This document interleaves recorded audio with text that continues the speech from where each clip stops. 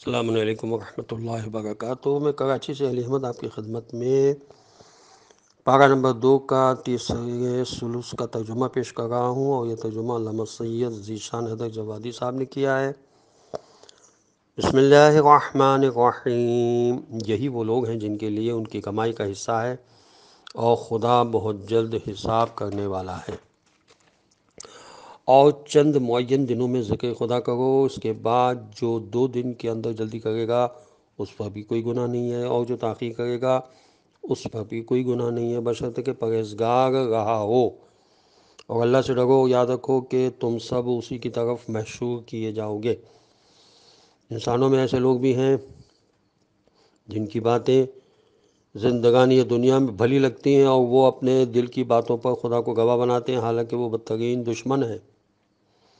اور جب آپ کے پاس سے منہ پھیرتے ہیں تو زمین میں فساد برپا کرنے کی کوشش کرتے ہیں، اور کھیتیوں اور نسلوں کو برباد کرتے ہیں، جبکہ خدا فساد کو پسند نہیں کرتا ہے۔ جب ان سے کہا جاتا ہے کہ تقوی الہی اختیار کرو تو غرور گناہ کے آڑے آ جاتا ہے۔ ایسے لوگوں کے لیے جہنم کافی ہے، جو بدترین ٹھکانہ ہے۔ اور لوگوں میں وہ بھی ہیں جو اپنے نفس کو مرضی پروردگار کے لیے بیچ ڈالتے ہیں، اور اللہ اپنے بندوں پر بڑا مہربان ہے۔ ایمان والوں، تم سب مکمل طریقے سے اسلام میں داخل ہو جاؤ، اور شیطانی اقدامات کے اتباع نہ کرو کہ وہ تمہارا کھلا ہوا دشمن ہے۔ پھر اگر کھلی نشانیوں کے آ جانے کے بعد لغزش پیدا ہو جائے تو یاد رکھو کہ خدا سب پر غالب ہے اور صاحب حکمت ہے۔ یہ لوگ اس بات کا انتظار کر رہے ہیں کہ ابر کے سائے کے پیچھے عذاب خدا یا ملائکہ آ جائیں اور ہر امر کا فیصلہ ہو جائے، اور سارے امور کی بازگشت تو خدا ہی کی طرف ہے۔ اور بنی اسرائیل سے پوچھیے کہ ہم نے انہیں کس قدر نعمتیں عطا کی ہیں، اور جو شخص بھی نعمتوں کے آ جانے کے بعد انہیں تبدیل کر دے گا، وہ یاد رکھے کہ خدا کا عذاب بہت شدید ہوتا ہے۔ اصل میں کافروں کے لیے زندگانی دنیا آراستہ کر دی گئی ہے، اور وہ صاحبان ایمان کا مذاق اڑاتے ہیں، حالانکہ قیامت کے دن متقی اور پرہیزگار افراد کا درجہ ان سے کہیں زیادہ بالاتر ہوگا، اور اللہ جس کو چاہتا ہے بے حساب رزق دیتا ہے۔ فطری اعتبار سے سارے انسان ایک قوم تھے،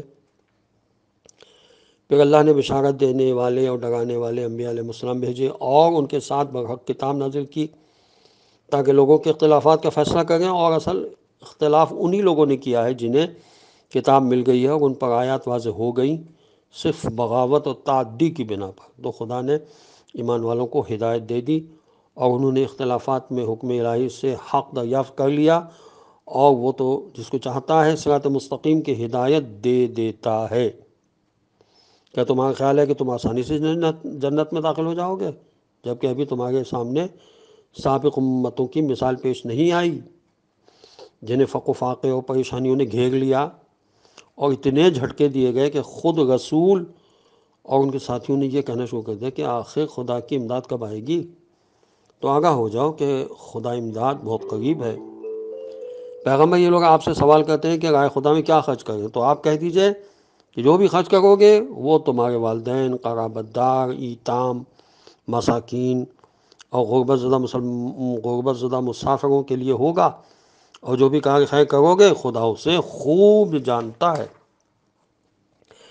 تمہارے اوپر جہاد فرض کیا گیا ہے، اور وہ تمہیں ناگوار ہے، اور یہ ممکن ہے کہ جسے تم برا سمجھتے ہو وہ تمہارے حق میں بہتر ہو، اور جسے تم دوست رکھتے ہو وہ برا ہو۔ خدا سب کو جانتا ہے اور تم نہیں جانتے ہو۔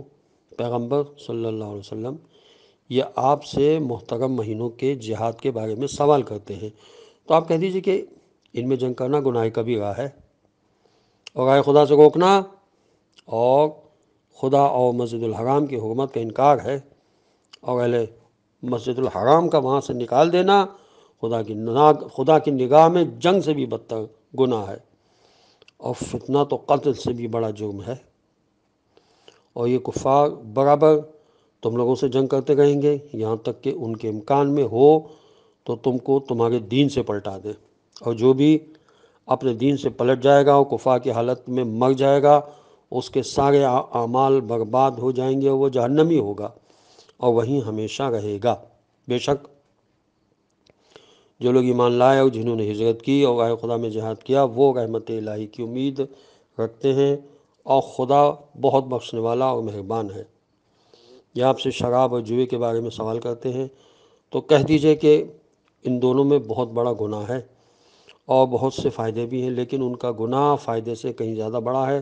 اور یہ راہ خدا میں خرچ کے بارے میں سوال کرتے ہیں کہ کیا خرچ کریں، تو کہہ دیجئے کہ جو بھی ضرورت سے زیادہ ہو۔ خدا اسی طرح اپنی آیات کو واضح کر کے بیان کرتا ہے کہ شاید تم فکر کر سکو، دنیا میں بھی اور آخرت میں بھی۔ اور یہ لوگ تم سے یتیموں کے بارے میں سوال کرتے ہیں، تو کہہ دیجئے کہ ان کے حال کی اصلاح بہترین بات ہے، اور اگر ان سے مل جل کر رہو تو یہ بھی تمہارے بھائی ہیں، اور اللہ بہتر جانتا ہے کہ مصلح کون ہے اور مفسد کون ہے۔ اگر وہ چاہتا تو تمہیں مصیبت میں ڈال دیتا، لیکن وہ صاحب عزت بھی ہے اور صاحب حکمت بھی ہے۔ خبردار، مشرک عورتوں سے اس وقت تک نکاح نہ کرنا جب تک ایمان نہ لے آئے، کہ ایک مومن کنیز مشرک آزاد عورت سے بہتر ہے، چاہے وہ تمہیں کتنی ہی بھلی معلوم ہو۔ اور مشرکین کو بھی لڑکیاں نہ دینا جب تک مسلمان نہ ہو جائیں، کہ مسلمان غلام آزاد مشرک سے بہتر ہے، چاہے وہ تمہیں کتنا ہی اچھا کیوں نہ معلوم ہو۔ یہ مشرکین تمہیں جہنم کی دعوت دیتے ہیں، اور خدا اپنے حکم سے جنت اور مغفرت کی دعوت دیتا ہے، اور اپنی آیتوں کو واضح کر کے بیان کرتا ہے کہ شاید یہ لوگ سمجھ سکیں۔ اور اے پیغمبر صلی اللہ علیہ وسلم، یہ لوگ آپ سے ایام حیض کے بارے میں سوال کرتے ہیں، تو کہہ دیجئے کہ حیض ایک اذیت و تکلیف ہے، لہذا اس زمانے میں عورتوں سے الگ رہو، اور جب تک پاک نہ ہو جائیں ان کے قریب نہ جاؤ۔ پھر جب پاک ہو جائیں تو جس طرح سے خدا نے حکم دیا ہے اس طرح ان کے پاس جاؤ۔ بے تحقیق خدا توبہ کرنے والوں اور پاکیزہ رہنے والوں کو دو سکتا ہے۔ تمہاری عورتیں تمہاری کھیتیاں ہیں، لہذا اپنی کھیتی میں جہاں چاہو داخل ہو جاؤ، اور اپنے واسطے پیشگی اعمال خدا کی بارگاہ میں بھیج دو، اور اس سے ڈرتے رہو۔ یہ سمجھو کہ تمہیں اس سے ملاقات کرنا ہے، اور صاحب ایمان کو بشارت دے دو۔ خبردار، خدا کو اپنی قسموں کا نشانہ نہ بناؤ، کہ قسموں کو نیکی کرنے، تقوی اختیار کرنے اور لوگوں کے درمیان اصلاح کرنے میں معنی بنا دو۔ اللہ سب کچھ سننے اور جاننے والا ہے۔ خدا تمہاری لغو اور غیر ارادی قسموں کا مواخذہ نہیں کرتا ہے۔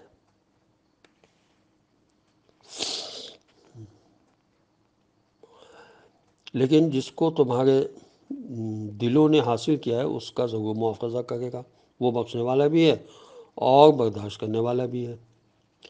جو لوگ اپنی بیویوں سے ترک جماع کی قسم کھا لیتے ہیں انہیں 4 مہینے کی مہلت ہے، اس کے بعد واپس آ گئے تو خدا غفور و رحیم ہے، اور طلاق کا ارادہ کریں تو خدا سن بھی رہا ہے اور دیکھ بھی رہا ہے۔ مطلقہ عورتیں 3 حیض تک انتظار کریں گی، اور انہیں حق نہیں ہے کہ جو کچھ خدا نے ان کے رحم میں پیدا کیا اس کی پردہ پوشی کریں۔ اگر ان کا ایمان اللہ و آخرت پر ہے اور پھر ان کے شوہر اس مدت میں انہیں واپس کر لینے کے زیادہ حقدار ہیں، انہیں واپس کر لینے کے زیادہ حقدار ہیں اگر اصلاح چاہتے ہیں، اور عورتوں کے لیے ویسے ہی حقوق بھی ہیں جیسی ذمہ داریاں ہیں، اور مردوں کو ان پر ایک امتیاز حاصل ہے، اور خدا صاحب عزت و حکمت ہے۔ طلاق 2 مرتبہ دی جائے گی، اس کے بعد یا نیکی کے ساتھ روک لیا جائے گا یا حسن سلوک کے ساتھ آزاد کر دیا جائے گا۔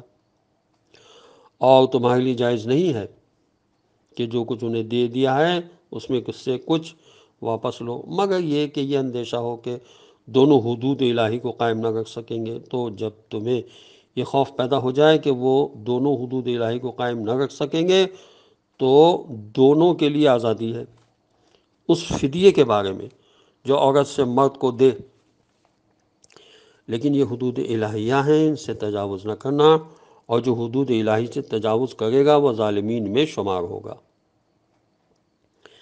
پھر اگر تیسری مرتبہ طلاق دے دی تو عورت مرد کے لیے حلال نہ ہوگی یہاں تک کہ دوسرا شوہر کرے، پھر اگر وہ طلاق دے دے تو دونوں کے لیے کوئی حرج نہیں ہے کہ آپس میں مل جل کر لیں، اگر یہ خیال ہے کہ حدود الہیہ کو قائم رکھ سکیں گے۔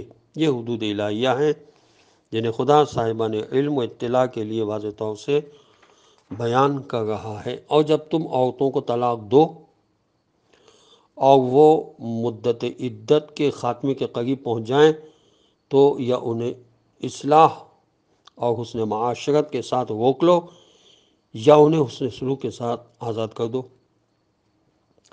اور خبردار نقصان پہنچانے کی غرض سے انہیں نہ روکنا کہ ان پر ظلم کرو، کہ جو ایسا کرے گا وہ خود اپنے نفس پر ظلم کرے گا۔ اور خبردار آیت الہی کو مذاق نہ بناؤ، خدا کی نعمت کو یاد کرو، اس نے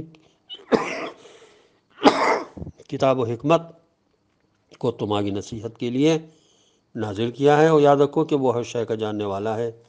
السلام علیکم ورحمۃ اللہ وبرکاتہ۔